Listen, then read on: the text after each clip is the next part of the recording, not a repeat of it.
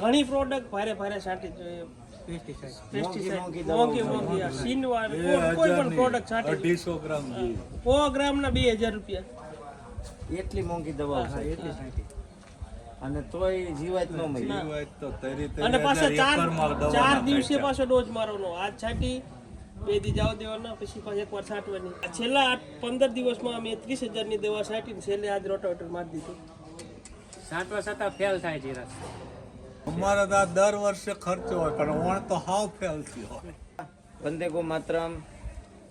મિત્રો, આપણે ગાય ગામડું ને ખેતીની વાત કરતા હોય અને બહુ લાંબા અનુભવ પછી અમે કહેતા હોય કે પેસ્ટિસાઇડ અને કેમિકલ એ દુનિયાનો એક અંત છે અને એનું પ્રમાણ છે. આજે આપણી સામે એક સુરેન્દ્રનગરના કયા ગામના ખેડૂત સૌ ક્યાં આવે? વઢવાણ તાલુકાનો.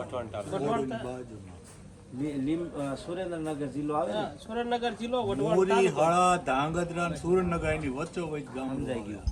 અને કેટલી જમીન છે તમારે બધા? તમારી કેટલી? 50 વીઘા 20 વીઘા. મારી પાસે 35 વીઘા. તો હવે કયો તમે આજે અહીંયા શું આવ્યા હતા? આયા અહીં શાકભાજી માટે શાકભાજીમાં અમારા રિઝલ્ટ મરચીનું અમે ઓર્ગેનિક ઉપર અજમાવું. એટલે શું થાય છે? શું વાવ્યું તમે આવે? મરચી વાવી પણ કોઈ ચીપ્સ કંટ્રોલમાં ના આવતી જરાય. વધે દવા છાંટે. ઘણી પ્રોડક્ટ ભારે ભારે છાંટી જોઈએ. પેસ્ટિસાઇડ મોંઘી સીનવાર કોઈ પણ પ્રોડક્ટ છાંટી 250 ગ્રામ 100 ગ્રામના 2000 રૂપિયા.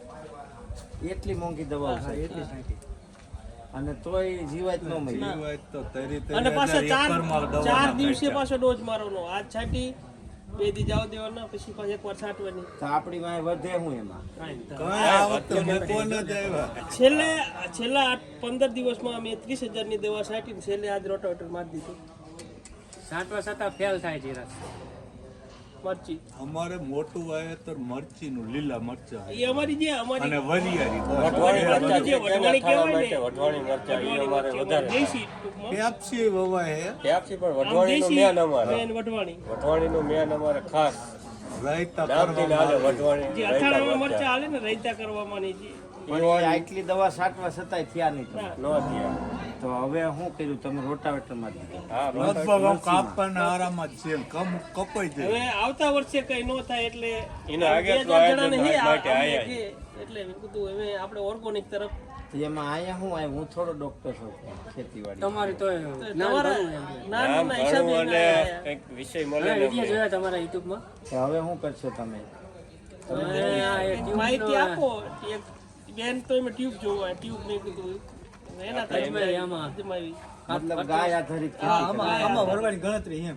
ગાય આધારિત કરવાની ગણતરી. બહુ સરસ. તો હવે તમને એમ લાગે છે કે આટલો ખર્ચો કર્યા પછી ઝીરો રિઝલ્ટ? અમારે તો દર વર્ષે ખર્ચો હોય પણ વણ તો હાવ ફેલ થયો હોય. ગમી કર્યું, બધું કર્યું, આના માત્ર તોય કઈ સુધારો જ ન આવ્યો. કેટલા હજારની દવા છાંટી છે બધાએ? 60-70,000 50 ઉપરની લાખ બધા રૂપિયાની બધા બધી તો આપણે આવી જાય. 20 વીઘા હોય એટલે 1 લાખ રૂપિયા તો આરામથી થઈ જાય. 6 કે 7 ની શરૂઆતમાં અમારી મરચી વવાય ત્યાં ઉતાણી આજુબાજુ રહે પણ વણ તો એટલી વહેલી નીકળી. 8 દિવસે 2000 ની દવા 3000 ની ગણવાની તે કરે હો. એકરની 4 વાળી વીઘા. 8 દી. આઠ તે અઠવાડિયામાં છાંટવાની કેટલી વાર? એક જ વાર અઠવાડિયામાં. આ તો અત્યારે બહુ એટેક આવી ગયો ને કાળી એટલે થીપ્સનો. ચોથા એક દાડે પગ 4 દાડે 150 નો સાહેબ. પડે, 150 નો પડે, 100 નો પડે, 200 200 200, 200 નો 250, પડે. 300. પણ એ તો પછી બે મેળવે તો ઊંચું જાય. એક દવા આજે નાખે હું તો 100 ગ્રામ ઓછું લેવી જાય. ને એ વિષયમાં ઈ દવા એટલી બધી છાંટે તો ઈ આપણે એના મરસા ખાય કે એના રીંગણા ખાય તો એને નુકસાન ન કરે? એનું તો કેન્સર થાય અને બધાને એના હિસાબે જ મેં વિચાર કર્યો કે આ એટલી મોંઘી દવા છાંટી બરોબર અને નુકસાનકારક તો છે જ તે. તોય હવે રિઝલ્ટ આ ન હોય નથી તો હવે જે કરવું જૂની પરંપરાગત ખેતી કરવી એના હિસાબે મેં તમારી મુલાકાત કાંઈક બચે લીધી. ન કે કાંઈ વધે નહીં આમાં તો. પછી તો આપણા છોકરાઓ વેચવાનું બીજે થાય. નોકરીએ મોકલવા પડે ને. હે? તે આમ હળદા પડતા ના. પણ ગાય આધારિત ખેતી કરવું ને એટલે જમીનની મજબૂતી એટલી બધી આવી જાય કે એમાં કોઈ રોગ જ ન આવે. અમારા ઘઉં ને આ બધું શીણા ને મરસી ને બધું વાંહે ઊભું શાકભાજી જોયા તો કે અમે થોડું વાવ્યું હોય બધું પણ અમે આટલા વર્ષમાં કોઈ દી મૂંડો નથી જોયો, કોઈ દી થ્રીપ્સ નથી જોઈ, છેલ્લા 15 વર્ષમાં ઈર ખેતરમાં નથી જોઈ ક્યાંય કોઈ દી, કોઈ જાતનો કાંઈ રોગ જોયો જ નથી. પછી 2-5% હોય ને તો અમે એને કાન ન દઈએ, કારણ કે માનો કે આપણે એક મરચીને છોડવામાં 250 મરચાં આવ્યા હોય તો એ બધાય રહેવાના ન હોય, એમાંથી પછી મરચાં તો ખરવાના જ હોય, અને પછી મરચાં ખરે તો એનું હોય કરીને દવા છાંટવા માંડવાનું ન હોય. એટલે એ કહેવાનો મતલબ છે કે માનો જન્મે એટલા બધા જીવવાના તો નથી જ.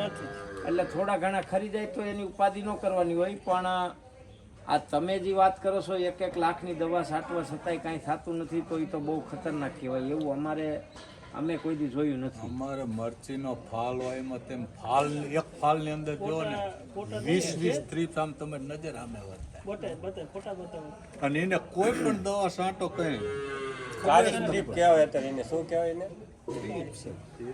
એટલે મિત્રો, આ વિડીયો જોનારા લોકોને મારી ખાસ વિનંતી છે, અને શહેરમાં રહેતા હોય એના માટે એક ઇન્ડિકેટર છે. જે ખેતી ન કરતા હોય અને ઘરની ખેતી બીજાને હોપીને બીજા કામમાં લાગ્યા હોય એના માટે એક ઇન્ડિકેટર છે. જોઈ લીધું?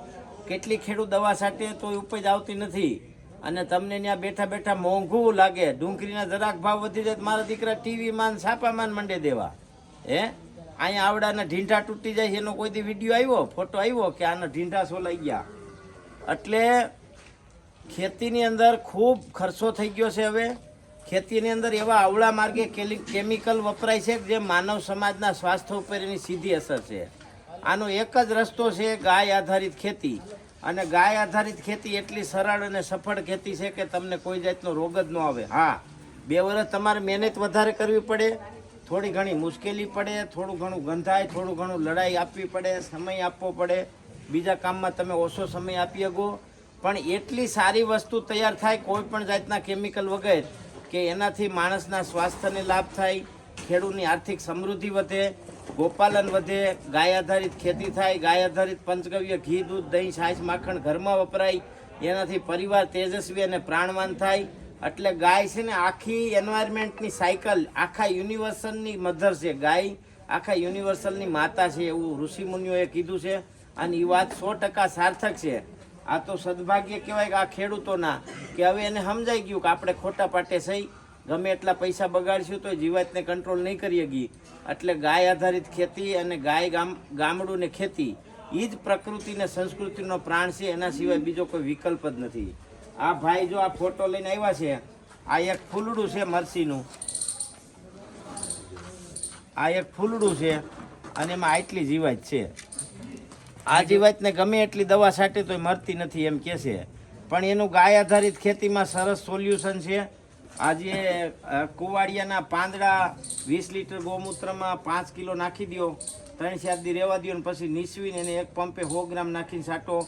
પછી ધતુરો છે, આંકડો છે, એવી ઘણી ઝેરી ઔષધિ છે. ગંધારો વધ છે, ગંધારો વધ એક પંપે 20 લીટર ગૌમૂત્રમાં 1 કિલો ગંધારો વધ હુક્કલ પાવડર નાખી દો, 2 દી પડ્યું રહેવા દો, અને પછી ગાળીને એક પંપમાં 50 ગ્રામ નાખો. ત્યાં કોઈ જીવાત નહીં રહી. એની ગંધ જ એટલી આવે કે જીવાતની જગ્યા છોડવી જ પડે, અને ખાય તો મરી જાય. એટલે નેચરલ પ્રાકૃતિક કીટ નિયંત્રક એવી ગાયની અંદર શક્તિ છે. અને ગાય આધારિત ખેતીથી આખા સભ્ય સમાજ, માનવ જાતિનું કલ્યાણ છે, પ્રકૃતિનું કલ્યાણ છે, અને સંપૂર્ણ જીવ માત્રનું સૂક્ષ્મથી સૂક્ષ્મ 1 ગ્રામ માટીની અંદર 300 કરોડ બેક્ટેરિયા હોય, સૂક્ષ્મ બેક્ટેરિયા, જેને માઇક્રો જીવી કહેવાય. આના બધાયનું રક્ષણ થાય. એટલે આપણે ઘણીવાર દાન કરતા હોય તો એક જગ્યાએ 100 જીવ હોય ત્યાં દાન કરીએ તો એ 100 જીવને લાભ થાય. પણ જો ગાય આધારિત ખેતી કરીએ ને તો અસંખ્ય, જેની આ પૃથ્વી પર ગણના જ ન થાય એવા અસંખ્ય માઇક્રો જીવોનું કલ્યાણ થાય. માટે ગાય આધારિત ખેતી બધાય માટે હિતકારી છે. શહેરના લોકો માટે પણ હિતકારી છે, ગામડાના લોકો માટે પણ હિતકારી છે. અને શહેરના લોકોએ જ ખાસ કાળજી લેવાની જરૂર છે કે ખાલી તમે હારા સડાન હારા ટી શર્ટ પહેરીને આટા મારો એટલે તમે હોશિયાર નથી થઈ ગયા. પણ શરીર માટે કેટલું ઇન્વેસ્ટમેન્ટ કરો છો, શરીર માટે કેટલો સમય આપો છો, અને શરીર માટે કેવા આહાર પસંદ કરો છો, એના આધારે તમારો પરિવારની તંદુરસ્તી બને, અને એના આધારે તમારું જીવન બને. જો આમાં આપણે નિષ્ફળ જાય તો આપણે ગમે એટલી એન્જિનિયરિંગ કરી હોય એ બધી ફેલ છે. તમારા ઘરમાં કદાચ 1000 કરોડનું કોમ્પ્યુટર ફિટ કરી દો તો એ કોમ્પ્યુટર કોઈ દી તમને દૂધી રીંગણા ગલકા કારેલા કે મરસા બનાવી નહીં દે. એ કોમ્પ્યુટર કોઈ દી રોટલી કે દૂધ દહીં ઘી સાઈઝ બનાવી નહીં દે. એના માટે તો તમારે ધરાતળ ઉપર જમીન અને ગાય ઉપર આવવું જ પડશે. એના બીજા કોઈ વિકલ્પ જ નથી. આવી રીતે ખેડૂત જો જમીન વેસાઈ જાય એટલી દવાઓ છાંટીને થાકી ગયા, પાક ફેલ થઈ ગયા, રોટાવેટર મારી દીધા અને હવે એ વિચાર કરે છે ગાય આધારિત ખેતી કરવાની. માટે બધાએ જાગૃત થવાની જરૂર છે ને ગાય આધારિત ખેતી એક જ જગતને તારવાનો વિકલ્પ છે. જય ગૌ માતા, વંદે ગૌ માતા.